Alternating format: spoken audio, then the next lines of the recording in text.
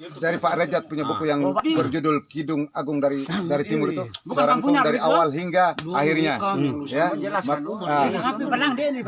Maka saya merangkumkan semua itu menjadi sebuah cerita yang berjudul Menghilas Sejarah, Mengukir Kenangan.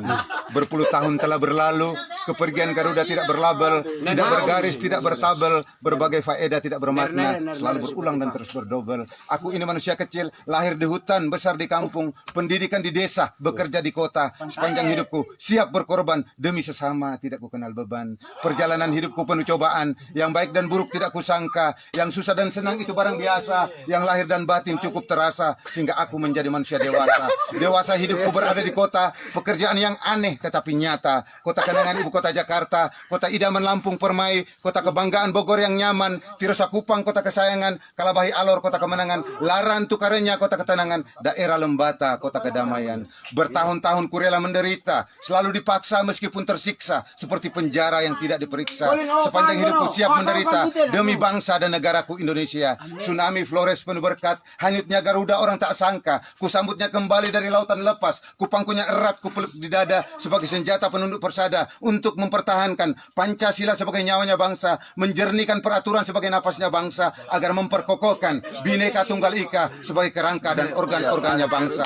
Budaya boleh berbeda-beda sesuai suku-suku dan bangsa-bangsanya. Agama akan bertingkat-tingkat sesuai masa kehadirannya. Namun Pancasila tetap bulat, utuh, mencakupi seluruh Indonesia. Ibarat garis khatulistiwa.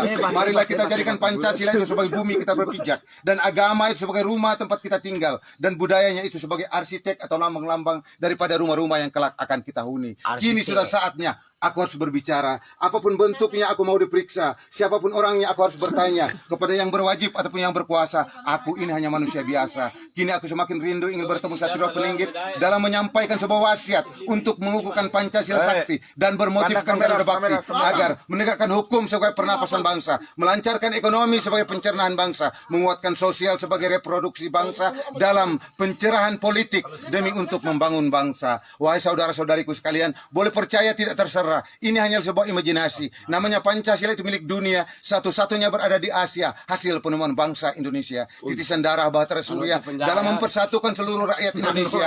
Barang siapa yang tidak searah, mohon maaf, jangan dahulu marah. Marilah duduk untuk kita bermusyawarah. Hiduplah bersahabat bagaikan saudara, melangkah pergi seiring sejalan. Garuda Bakti menjadi bukti, Pancasila sakti menjadi saksi. Akhir kata, pai rian raya, nimun roho natan kare kalau ngawang pare, obi sorong harak nateng, naku bale wati daten.